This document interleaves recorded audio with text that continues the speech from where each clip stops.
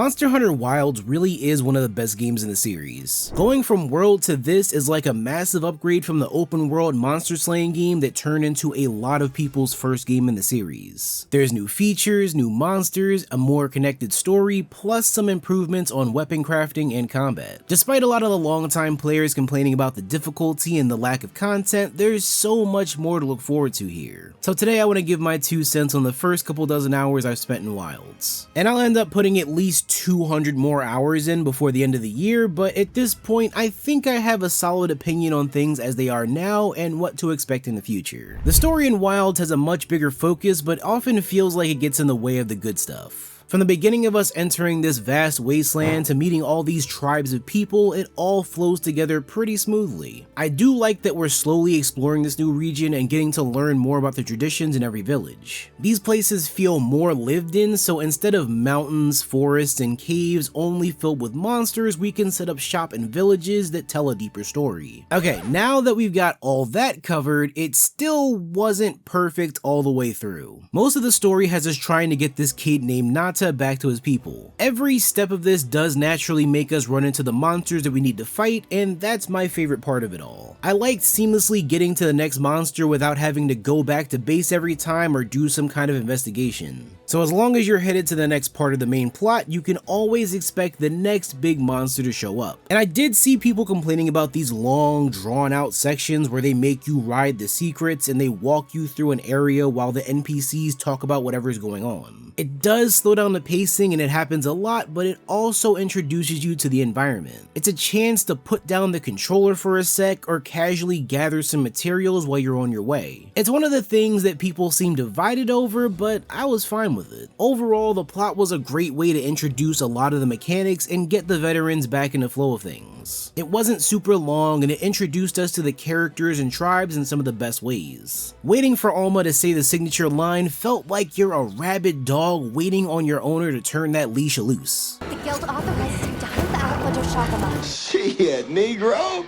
that's all you had to say.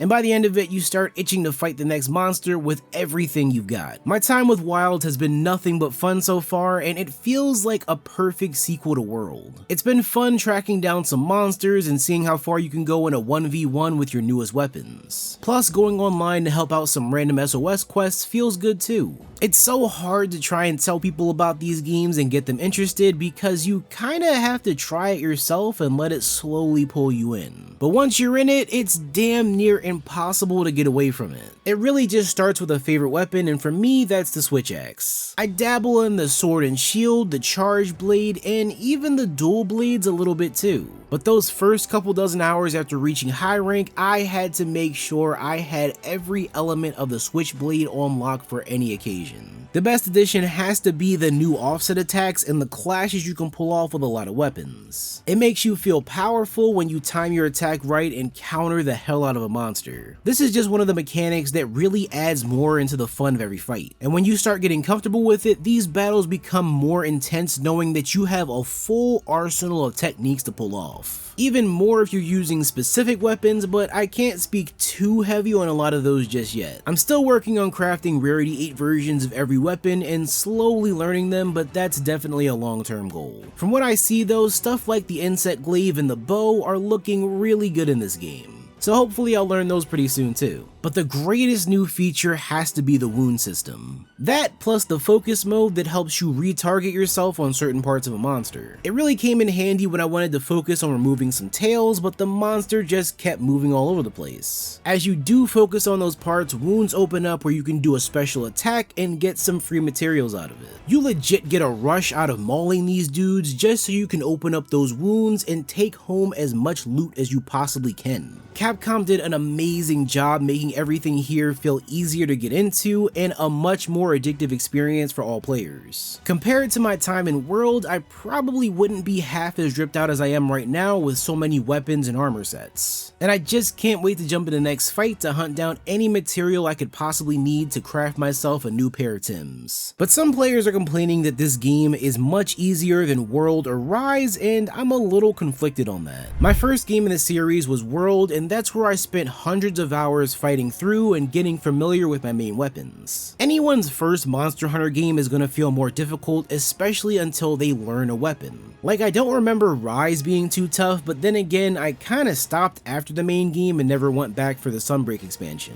Again, going in with my bread and butter switch axe and taking out any monster in sight. Every new game gets better with a few things and makes the experience much easier to handle. And when I looked back at the type of grind that you had to do before World came out, I was shocked that those players went through all that. But in Wilds, that's something that would take you 1 minute at the most to pick up while you're on the way to fight something.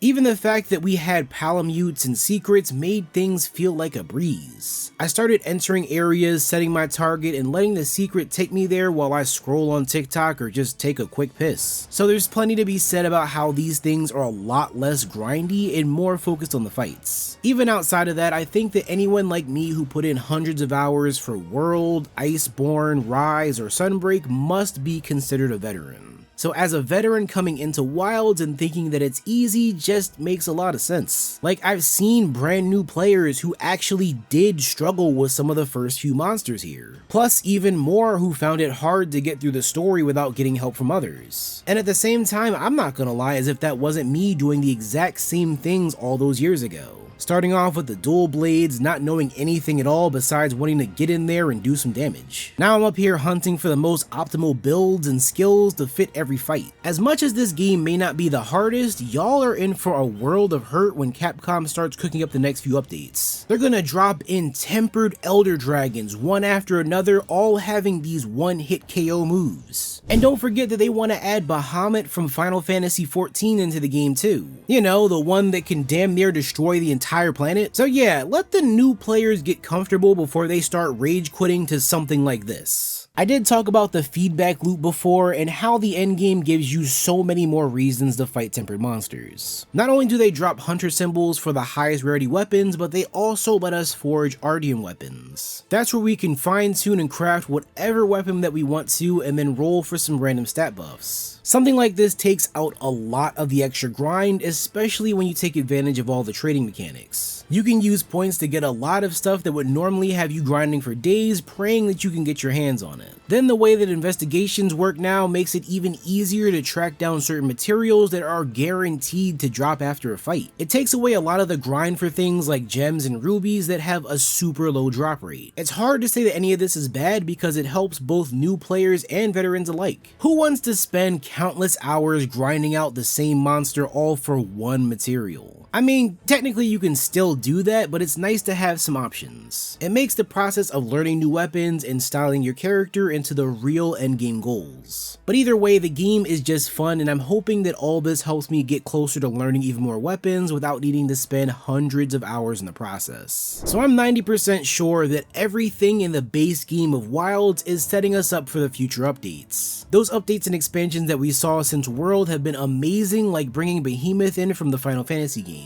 So if Wilds does seem easy now, that means that they're setting the stage for Master Rank, a new expansion, and plenty of monsters that are going to be much stronger. You gotta see it like you're getting your feet wet now in the kiddie pool before that hurricane comes and really tests your skill. Only problem is that we just can't tell if that'll be the case yet. Capcom really did their big one this time, and if they play their cards right, this game could be feeding players for at least the next 4 years. In the meantime, I'm still going to be jumping in, fine-tuning my builds, and preparing for plenty of fights to come. Let me know what you guys think about Monster Hunter Wilds in the comments. Subscribe for more videos just like this one, and I'll see you all next time.